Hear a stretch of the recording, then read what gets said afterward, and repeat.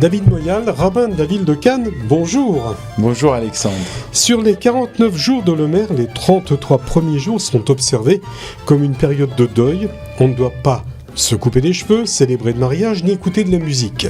Ce 33e jour, ce sera Lag BaOmer, une des fêtes d'institution rabbinique, célébrée cette année le jeudi 23 mai. Nous allumerons des bougies, nous nous réunirons, dînerons, écouterons des piyoutim, pendant qu'en Israël, ce sont de grands feux qui seront allumés, plus particulièrement par des enfants. Alors David, si pendant 32 jours, ce sont des moments de recueillement, qu'est-ce qu'il en est des 3 semaines qui nous séparent de Shavuot ? Qu'est-ce qu'on va faire pendant ces 3 semaines, puisqu'on va faire un petit peu de musique, là ? Eh bien, d'abord, un bonjour à nos amis auditrices et auditeurs de la radio. Juste pour vous rappeler que cette période qui s'inscrit dans le Homer, dans ces 7 semaines qui vont nous ramener jusqu'à cette belle fête de Shavuot. D'ailleurs, le mot Shavuot qui signifie les semaines. En réalité, bien avant l'avènement que vous venez de citer, c'est-à-dire les 24 000 disciples qui ont été frappés pendant cette période, la période de Shavuot, c'est une période la période de Pessah qui va nous mener plutôt jusqu'à Shavuot. Il y a chaque jour une préparation. D'ailleurs, nous comptons le Homer. Et nous comptons, nous nous préparons, nous nous élevons chaque jour. En réalité, les 3 semaines restantes s'inscrivent quelque part dans la continuité du Homer. Et c'est pour cela que les 33 premières... Oui, mais David, comment on doit se comporter, puisqu'on vient de se comporter dans une période de 33 jours de recueillement ? Alors, ces 3 semaines qui restent, ces 21 jours qui restent, comment on se comporte ? En réalité, ce n'est pas totalement une période de deuil. Elle est appelée une période de restriction par rapport aux 24 000 élèves de Rabbi Akiva qui furent décimés par cette épidémie. Mais rien à voir, par exemple, à comparer avec les 3 semaines qui séparent le 17 Tammuz du 9 Av, où là, il y a eu la destruction du temple, où c'est une période assez difficile, alors que là, c'est bien au contraire, c'est une période qui va nous mener jusqu'au don de la Torah. En réalité, à l'époque, elle était joyeuse. Et bien entendu, le bémol a été mis du fait de cette 24 000, c'est-à-dire cette épidémie qui a frappé pratiquement l'ensemble de ces très grands sages qui étaient un joyau exceptionnel pour le peuple d'Israël. C'était 24 000 disciples qui étaient des Tanaïm, c'est-à-dire des docteurs en loi de la Mishnah. Et donc, ce n'est pas rien. Et bien sûr, le 33e jour, qui est Lag BaOmer, le mot d'ailleurs Lag, le Lamed signifie 30 et le Gimel 3, c'est pour ça qu'on dit Lag. Le 33e jour, selon la tradition, cette épidémie va cesser. Et c'est pour ça qu'il y a plusieurs usages. D'ailleurs, il y a ceux qui restent sans se couper, par exemple, la barbe ni les cheveux, jusqu'à la veille de Shavuot. Enfin, là, on est dans ceux qui sont dans la piété encore beaucoup plus, dans la restriction encore beaucoup plus dure. Mais ceci dit, cette période-là, par exemple, lorsqu'il nous arrive, par exemple, de manger un fruit nouveau où l'on doit réciter la bracha de Shechianu, c'est-à-dire à chaque fois que l'on mange quelque chose de nouveau, eh bien, elle n'est pas interdite pendant cette période, parce que bien au contraire, c'est une période qui doit nous mener jusqu'à la vraie joie, jusqu'au don de la Torah, la fête de Shavuot. Même si Lag BaOmer, c'est la Iloula, c'est-à-dire le pèlerinage de Rabbi Shimon Bar Yochai, on la rattacherait, selon le Talmud et le Midrash, à Rabbi Akiva, qui vécut à cheval sur le 1er et le 2e siècle de notre ère. Je rappelle que nous sommes au temps des Romains, de la présence romaine en Israël, et c'était la figure principale spirituelle de sa génération. Alors, il enseignait, vous l'avez dit tout à l'heure, à 24 000 disciples qui moururent entre Pessah et Shavuot, soit pendant les 32 premiers jours d'une épidémie mystérieuse. Parce que, et je l'ai lu, alors c'est là où ça devient problématique, parce qu'ils ne se vouaient pas assez d'amour ni de respect les uns pour les autres. David, quelle figure allégorique se cache derrière cette phrase ? Alors, il y a un terme plus juste en hébreu qui veut dire « lo nahagu kavod ze laze ». Ils ne se sont pas habitués à se faire un honneur, si j'ose dire, entre eux.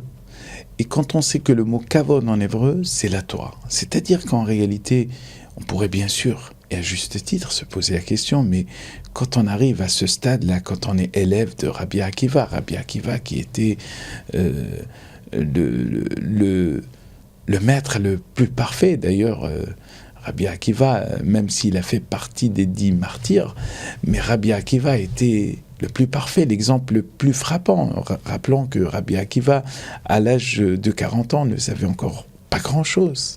Rabbi Akiva était même capable d'expliquer les tagim, c'est-à-dire les couronnes qu'il y a sur les lettres de la Torah. Vous vous imaginez. Et nos sages disent que sur chaque réponse, il avait pratiquement 300 paraboles pour donner des réponses.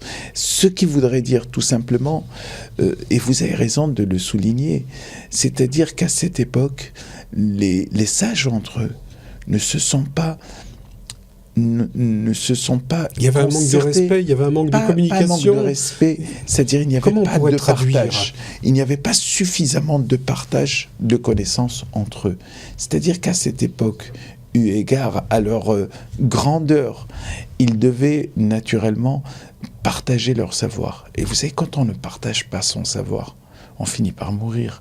Quelque part, cette mort-là, elle était aussi... il n'y avait pas de transmission. Il n'y avait pas suffisamment de transmission. C'est-à-dire que la grandeur d'un sage, c'est celui qui transmet. C'est d'ailleurs ce que les maximes des pères disent. Au-delà des barrières qu'il faille mettre, pour justement ne pas tomber, mais il faut... les Hamid Talmidi Marbé, c'est-à-dire multiplier les élèves. Mais quand on multiplie les élèves, forcément, c'est qu'on multiplie aussi la connaissance, et la connaissance veut dire aussi la transmission. Et là, à ces sages-là, si j'ose dire, on n'arrive pas à leur niveau, mais en tout cas, ils n'ont pas peut-être suffisamment fait assez pour transmettre entre eux déjà des leur problèmes savoir. De communication, moi déjà. Oui, bon, disons qu'à cette époque, il n'y avait pas de smartphone, mais ils avaient quand même presque cette jalousie de se dire... J'ai compris le texte. Ils gardaient le savoir pour eux-mêmes, ils ne le transmettaient pas aux autres, en fait. D'ailleurs, il y a toute une histoire dans le Talmud, où on voit qu'il y a 2 écoles. Il y a une école qui ne transmet qu'aux élèves pieux, et il y a ceux qui, au contraire, ouvraient les bancs de l'école pour transmettre à tout le monde.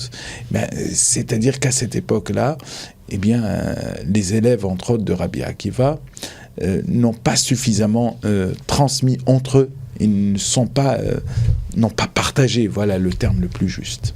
Alors, Rabbi Akiva, puisqu'on en parle, après cette période des 24 000 décès, il est parti dans le sud où il dispensa son enseignement à 5 nouveaux disciples qui devinrent des héros du judaïsme rabbinique.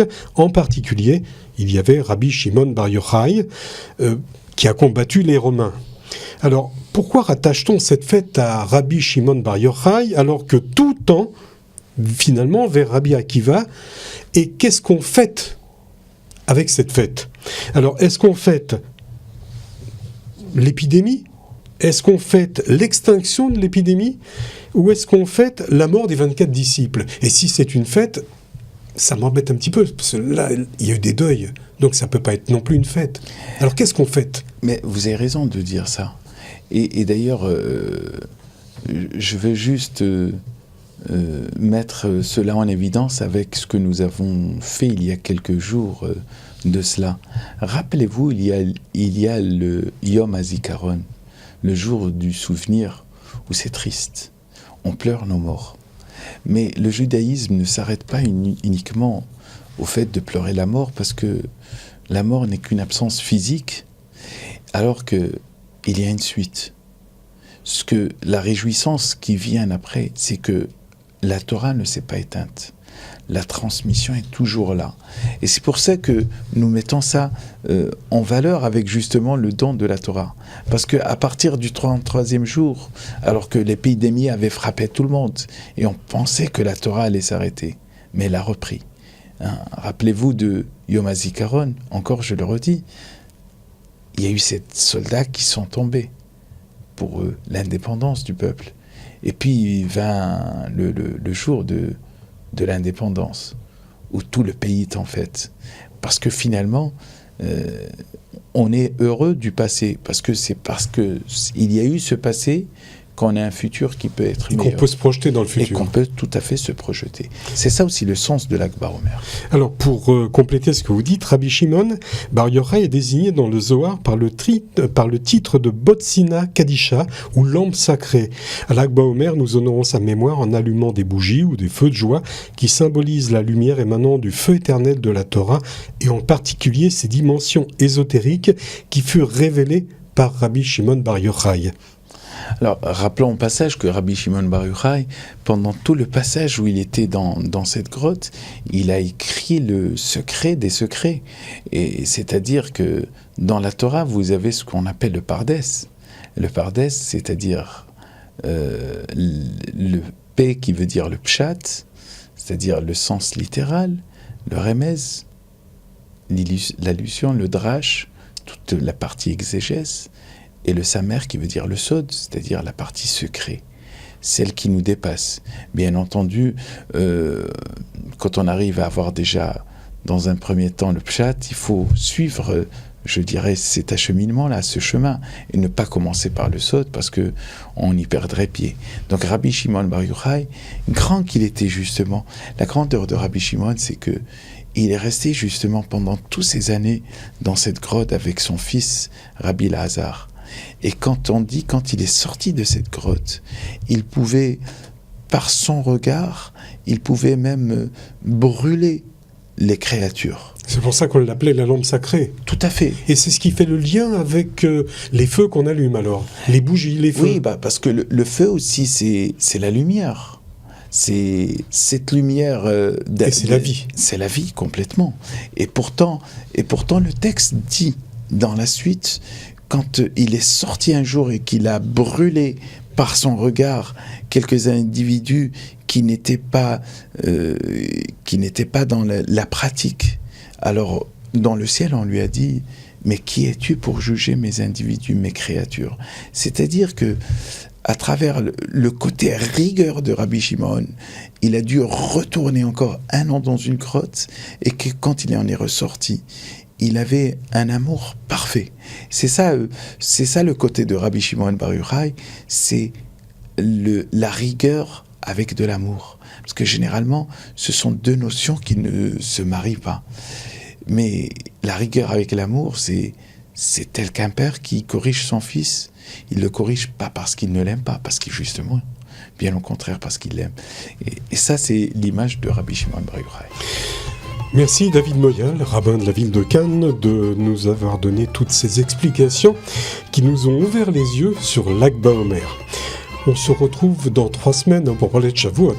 Mais oui, bien sûr, il y a une très très grande fête qui nous attend à Shavuot, et il est important pour la communauté d'y répondre, parce que en règle générale, c'est un moment de joie où les 10 commandements sont lus, et en hébreu, et puis la kelma, c'est-à-dire ces 10 commandements qui sont lus et en arabe et en français, et où ça réunit beaucoup de monde.